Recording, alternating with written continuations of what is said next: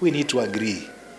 We have talked also even to the opposition, and we are encouraging them, and we continue encouraging them, that working together towards a common goal is good, it's better than working against and bring the wave that will create a misunderstanding among the people, because all these demonstrations, much as our constitution allows demonstrations and such, it has its own limit also.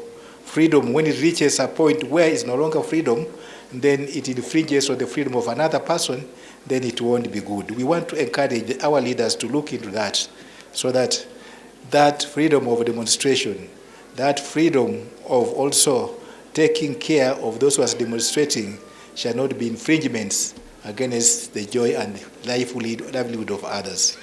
So we ask also our security people to be very cautious and professionally to handle the matters as they come. And we ask those people who go to demonstrations to ask, what really do you benefit in doing that?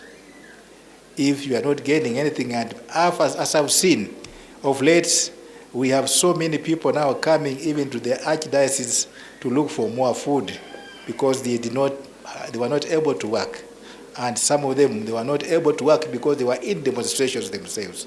We cannot manage that way, and no other institution in Kenya will manage it and to handle such situations. And if we are not able to handle such situations, then we are not fighting poverty, we are increasing it.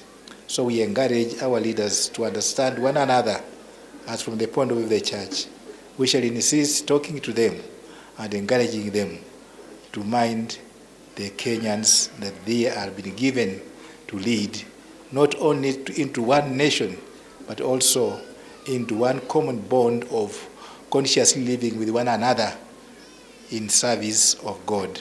So our leaders, we want to beg you again and again. You talk to yourselves, we know, in many places, and you talk to yourselves personally as leaders. Please talk it out as you talk as friends at many levels privately. Talk it out also to the public. The people will know that you have intention to bring the people of God together. So I want to thank you for having persevered and resisted destroying the properties of any other person. You maintain the peace that you should. If it is that purpose of demonstration, if it augurs well, then you go to demonstrate the way it's supposed to be, but no destruction of other properties. We shall pay for that through our noses if we continue doing that.